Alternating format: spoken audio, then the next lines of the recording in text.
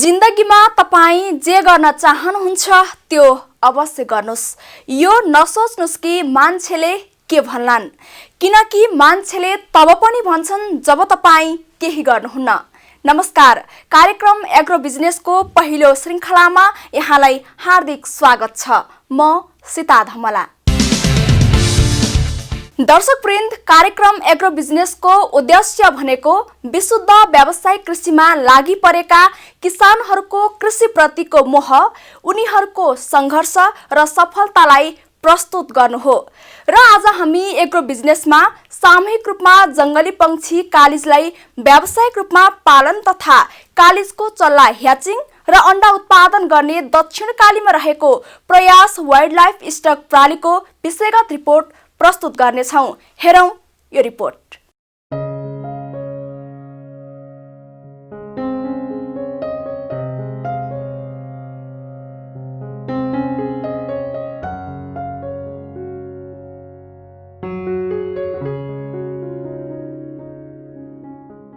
कोही पूर्वका त कोही पश्चिमका, हामी फरक फरक पेसामा आबद्ध छौँ।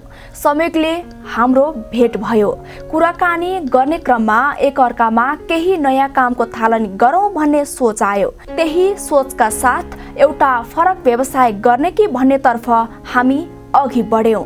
त्यही फरक सोचबाट र प्रयासबाट जन्म भयो प्रयास वाइल्डलाइफ कालिज फार्म।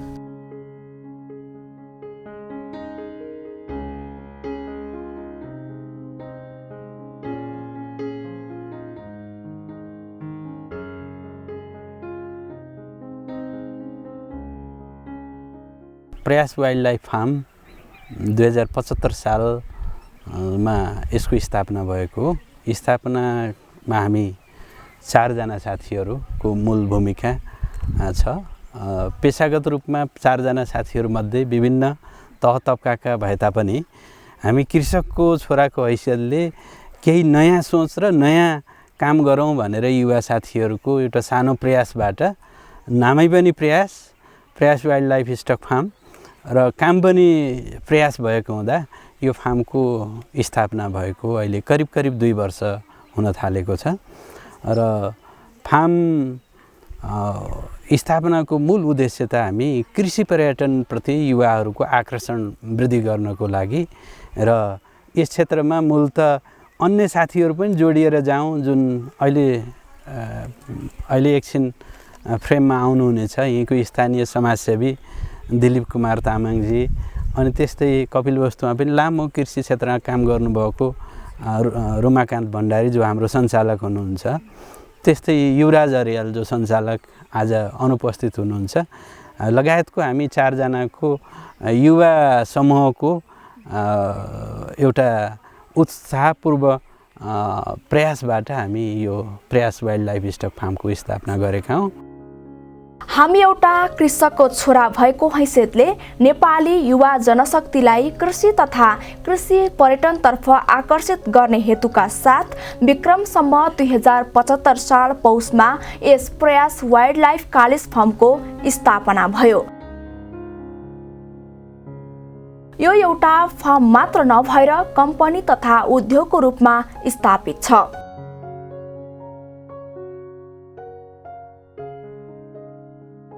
यस उद्योगलाई डाक्टर शोभाखर अर्याल, युवराज अर्याल, रुमाकान्त भण्डारी र दिलीप कुमार तामाङ गरी 4 जना मिलेर सञ्चालन गरिरहेका छन्। उनीहरूले कालिज पाल्ने मात्र होइन, कालिजको चल्ला ह्याचिङ गर्ने, अन्डा उत्पादन गर्ने पनि काम गर्दछन्। यता हेर्नुस् त, यो कालिजको चल्ला ह्याचिङ गर्ने मेसिन हो। साथै कालिजको अन्डा पनि हेर्न नछुटाउनु नि। यो कालिज फार्म हेर्दा नै लोभ लाग्दो देखिन्छ। अझ यता कालिजहरू कराइरहेका अनि उडिरहेका हेर्दा त अझ झनै मनमोहक देखिन्छ।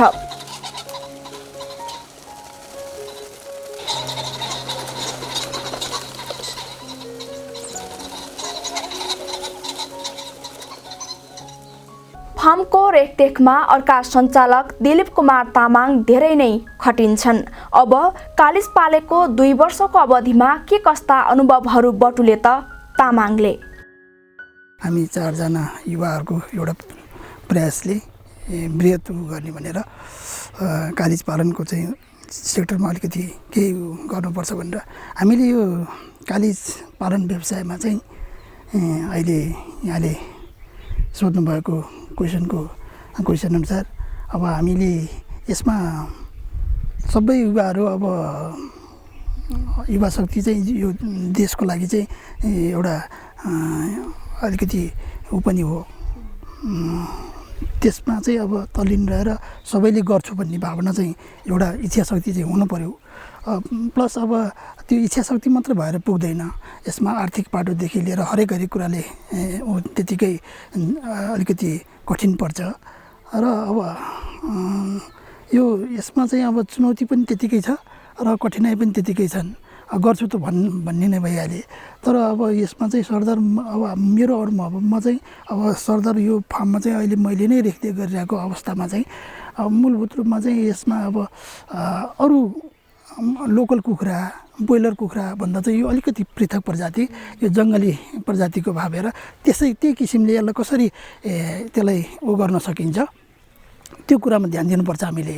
नम्बर 1 त सबैभन्दा फर्स्ट अफ अल त हामीले यसलाई सरसफाइमै ध्यान दिनुपर्छ है, नत्र भने अब यसलाई विभिन्न रोग सङ्क्रमणहरूले दुःख दिने जस्तो अब हाम्रो यही फार्ममा पनि भइसकेको थियो। हामीले त्यो अनुभवहरू यो गएको सालमा चाहिँ अब मभन्दा अगाडि एकजना अर्को व्यवस्थापक सर हुनुहुन्थ्यो सुमन्त पोखरेल सर, अब उहाँको कार्यकालमा चाहिँ हामीले विविध पाठहरू सिक्ने अवसर पायौँ के, किनभने अब उहाँले अब त्यति फार्ममा पनि ध्यान दिने अवस्था सिर्जना नभइरहेको अवस्था, उहाँले गर्दा पनि यहाँ कता फल्ट भएको नमिलेको अवस्था, त्यसले गर्दा चाहिँ अब यसमा चाहिँ सरदर योसँग चाहिँ दिनानुदिन खेलिरहने के, ऊ आफैले सिम्टम देखाउँछ, उसलाई के भएको हो, उसले कति खान्छ खाँदैन, उसले कस्तो दिशा गर्छ, त्यो कुराहरू एकदम केयरफुलीका साथ हेर्ने रेखदेख गर्ने, यसलाई बेला बेलामा यसको चाहिँ उ गऱ्यो भने हामी पक्कै पनि हामी यो व्यवसायबाट हामी पछुतो मान्नुपर्ने अवस्था चाहिँ हुँदैन।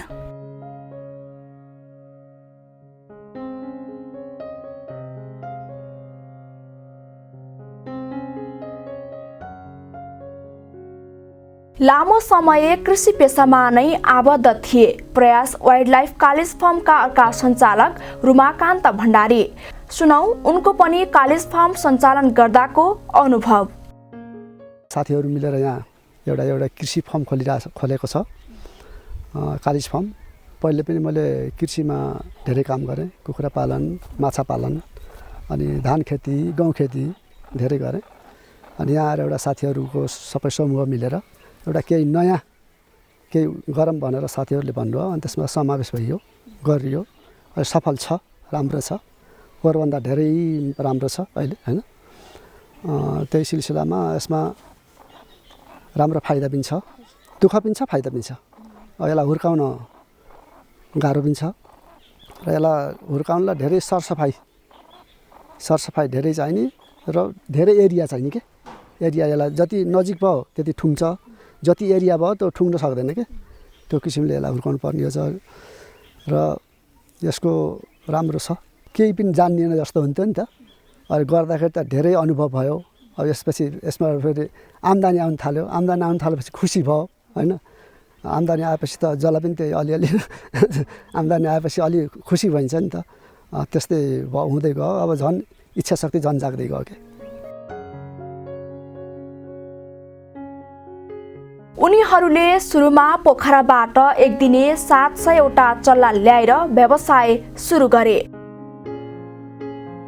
फार्ममा अहिले 1000 पोथी कालिज र 500 भाले कालिज गरी 1500 कण्ठे जातका कालिजहरू रहेका छन्। उनीहरूले उत्पादन गरेको कालिजले बजारको मागलाई पूरा गर्न सकेका छैनन्, अथवा भनौं माग बढी उत्पादन कम भइरहेको छ। उनीहरूले कालिज पालन गर्नका लागि 20 रोपनी जग्गा लिजमा लिएर सुरु गरे भने लगानी 70 लाख गरेको प्रयास वाइल्डलाइफ कालिज फार्मका अध्यक्ष डाक्टर शोभाकर अर्यालको भनाइ छ। उनी कालिज पालन व्यवसायमा मात्र नभई त्रिभुवन विश्वविद्यालयमा अपाङ्गता भएका विद्यार्थीहरूलाई पढाउँछन्। एकदम राम्रो अब देखिरहनु भएको छ कालिजको व्यवस्थापकीय पाटोमा हामी पनि सुरुवातमा अब हामीलाई अनुभव कम, अब अध्ययनको क्रम साथीभाइहरूसँग सोधपुछको क्रमले गर्दाखेरि लगानीमा केही सरप्लस भएको थियो। तैपनि सिड मनीको रूपमा अब हेर्नुभयो भने हामीले यो जाली नेटिङहरू गर्नुदेखि लिएर हामीले दोस्रो पनि जग्गा यहाँ यो हामी लिजमा लिएका छौँ।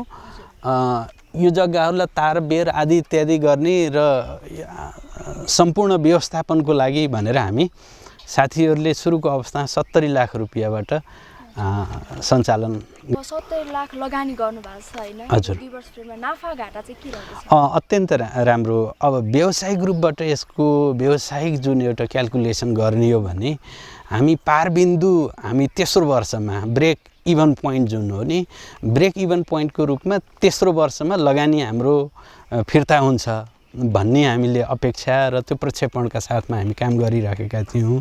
तर सुरुवातको अवस्था हामीले 2000 कालिजको सङ्ख्याहरू बुक गरेका थियौँ, तर हामीले जम्मा 700 कालिज पायौँ।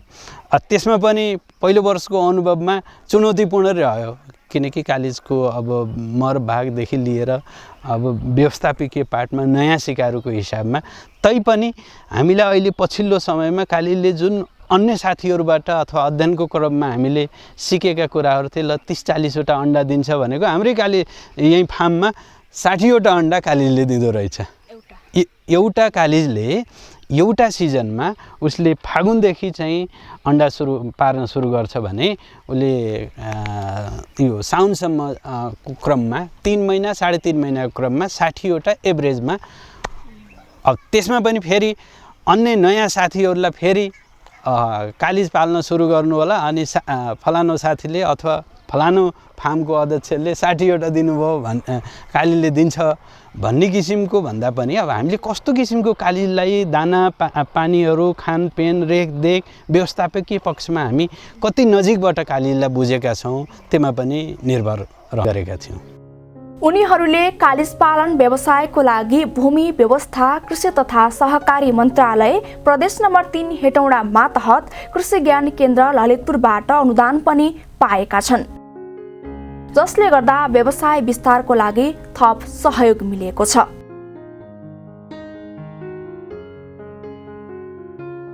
राज्य स्तरबाट हामीले नपाएको होइन, राज्यले गत वर्ष पनि यो नमुना पर्यटकीय फार्मको लागि नमुना कालिज पालनको लागि प्रदेश स्तरबाट जुन अनुदानको लागि कार्यक्रम थियो त्यसमा हामी छनौटमा परेका थियौँ र सो अनुसार हामीले राज्यबाट पनि अनुदान पाएका छौँ। फार्मलाई अझ कसरी व्यवस्थित बनाउने भन्ने विषयमा समूहमा छलफल गरिरहेका छन्। दिनमा एकपटक फार्म नआई उनीहरूलाई के नभएको जस्तो महसुस हुने गरेको उनीहरूको तीतो अनुभव छ। कालिज जङ्गली पंक्षी भएको हुनाले यसलाई व्यावसायिक रूपमा पाल्नको लागि कालिजलाई जङ्गलीपन दिनुपर्ने हुँदा उनीहरूले फार्मको वरिपरि किम्बु, कफी, अम्बा लगायत विभिन्न बोट बिरुवाहरू रोपेका छन्। परम्परागत कृषिलाई व्यवसायीकरण गर्ने, युवालाई कृषिमा आकर्षित गर्ने, आगामी दिनमा कालिज पालनका लागि ठाउँ ठाउँमा शाखा विस्तार गर्ने र पर्यटकलाई आकर्षित गर्न होमस्टे सञ्चालन गर्ने उहाँहरूको आगामी योजना रहेको छ। कालिजको भावी हाम्रो व्यावसायिक योजना भनेको मूलतः यो कालिज र अझ कृषिमा नयाँ जुन हाम्रो परम्परामुखी कृषि व्यवसाय छ, राष्ट्रिय उत्पादनमा कृषिको जुन 35% गृहस्थ उत्पादनमा चाहिँ भूमिका छ र अहिले पनि 70% चाहिँ कृषिमा हामी आम नेपालीहरू निर्भर छौँ भने कृषिलाई कसरी व्यवसायमुखी बनाउन सकिन्छ, युवाहरूलाई कृषिमा कसरी जोड्न सकिन्छ भन्ने राज्यले अलिकति इनिसिएसन लियो र हाम्रो पनि प्रयास के छ भने कि आगामी दिनहरूमा कालिजलाई ओठदेखि गोठसम्म पुर्याउनु पर्छ। हरेक नेपालीहरूले कालिजको मासु खानुपर्छ। अहिले जुन बजार भाउमा कालिजको उत्पादनको कमीले गर्दाखेरि महँगो स्वाभाविक हुनसक्छ, तर एउटा वर्गलाई यो मासु खासै महँगो छैन, स्वस्थकर मासु भएको हुँदा र आगामी दिनहरूमा हामीले शाखाहरू विस्तार गर्ने र हामीले अबको 3 वर्षमा हामीले 2 लाख कालिज उत्पादन गर्ने हाम्रो लक्ष्य छ, जसमा अहिले नै अब कोही कालिज पालकमा इच्छा गर्नुभएको साथीहरूलाई भोलिका दिनहरूमा शाखा विस्तार गर्ने उहाँहरूले नितान्त एकल रूपमा सञ्चालन गरे पनि हामीले पाएको 2 वर्षको अनुभवको आधारमा प्राविधिक सहयोग हामीले उपलब्ध गराउँछौँ।